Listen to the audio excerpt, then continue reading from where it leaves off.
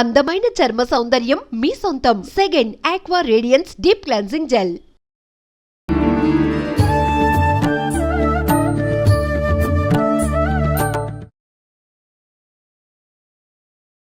నమస్కారం, welcome to I dream. ధర్మ మార్గం విత్ విజిత కార్యక్రమానికి స్వాగతం. నమస్కారం అండి. హరి ఓం, హరి ఓం. అంటే భూమిపైన పాపాత్ముల సంఖ్య పెరిగిపోవటం వల్లే ఇప్పుడు వచ్చే కొన్ని రకాల ఇబ్బందులు చూస్తున్నాం. భూ ప్రళయాలు అని చెప్పి, భూకంపాలు అని చెప్పి, కరోనా మహమ్మారి అలాంటివి అన్ని వస్తున్నాయంటారా? వస్తున్నాయమ్మా.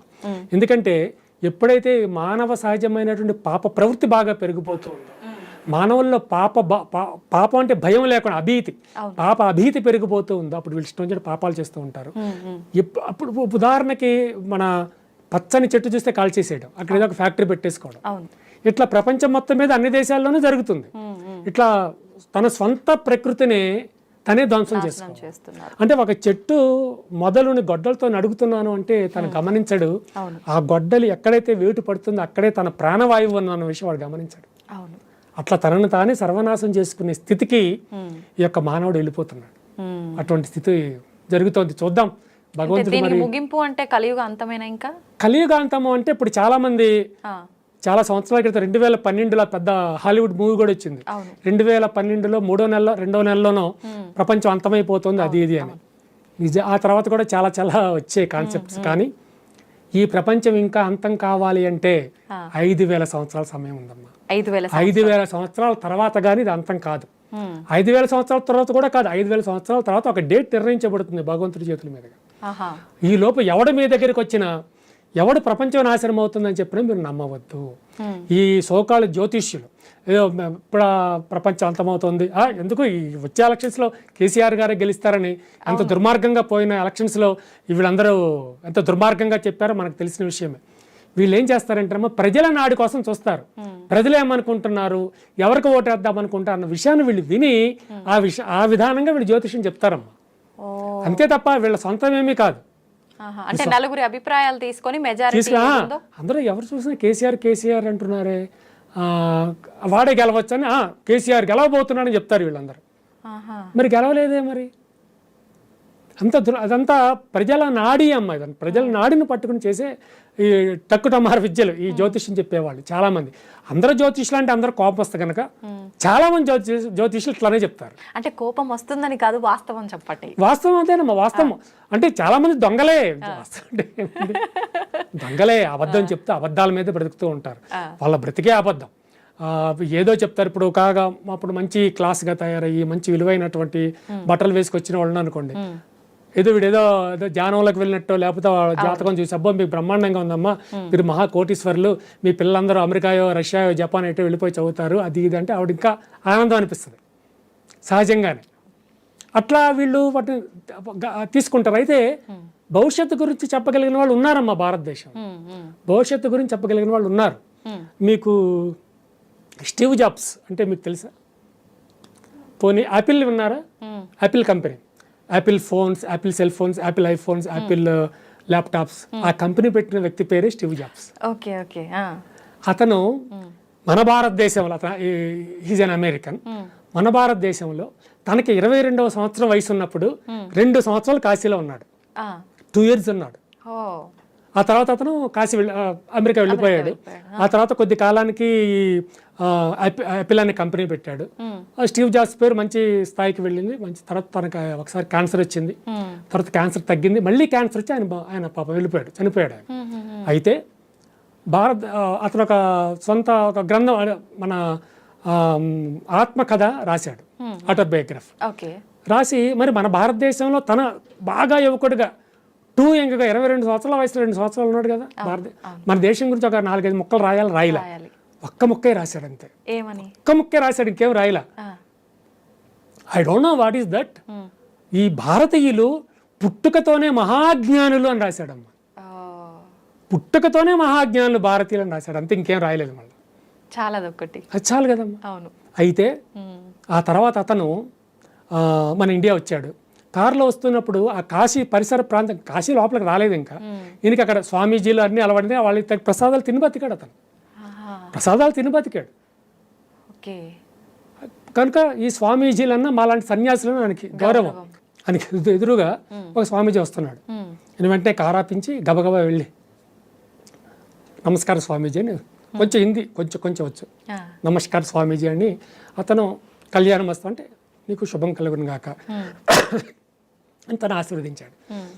కానీ స్టీవ్ జాబ్కి అరే ఏమైనా ప్రసాదం ఉంటే బాగుండేది, కారులోకి వచ్చాడు. కారులో ఒక చిన్న యాపిల్ దొరికింది, యాపిల్. అది 2 చేతులతో తీసుకొచ్చి గౌరవంగా ఆ సాధు సన్యాసికి ఇచ్చాడు.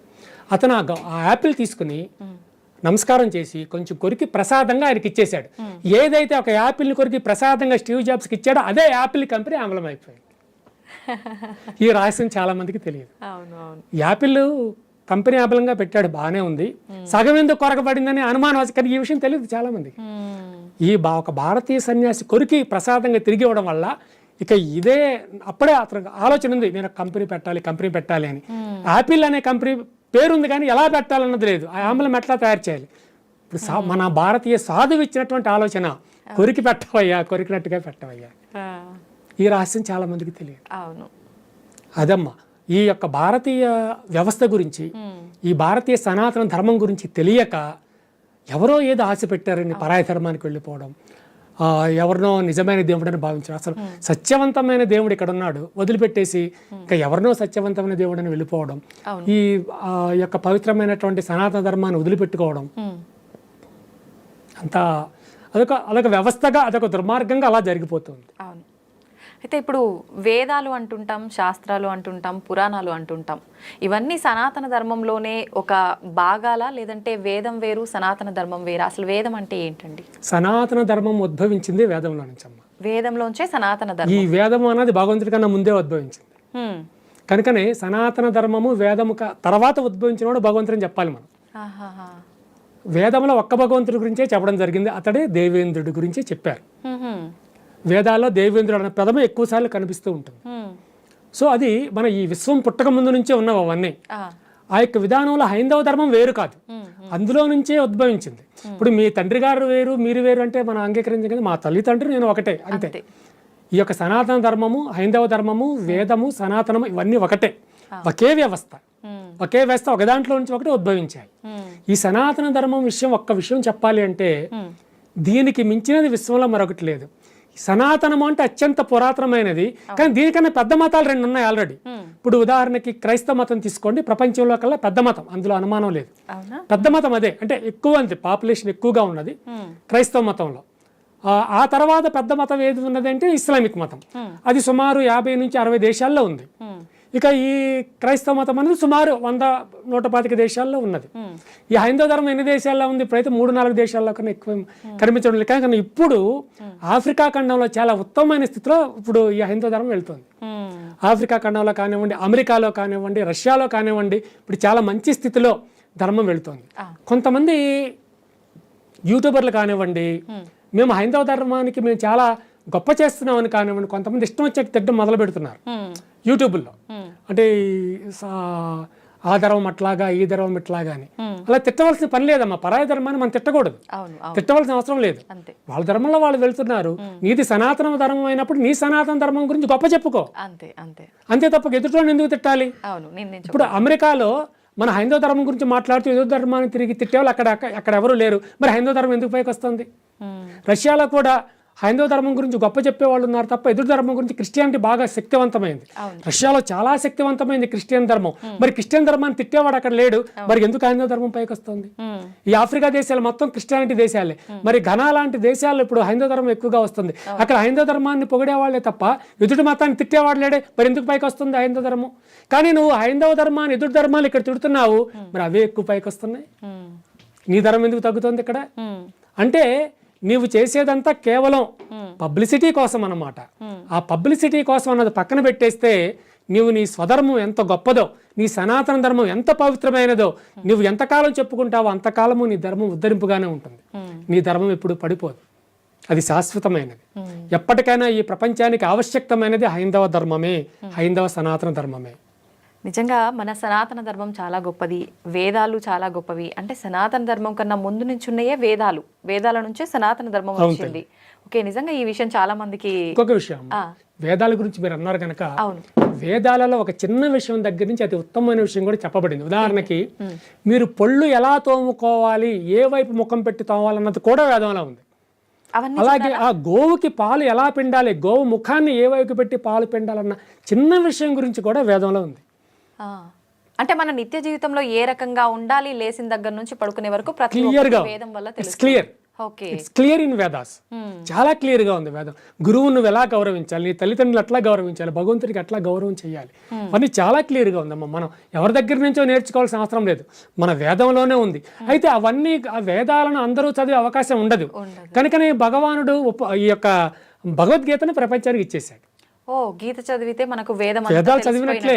వేదాలలో ఉన్నటువంటి మెయిన్ కాంటెంట్ అంతా భగవద్గీతలో ఉంది.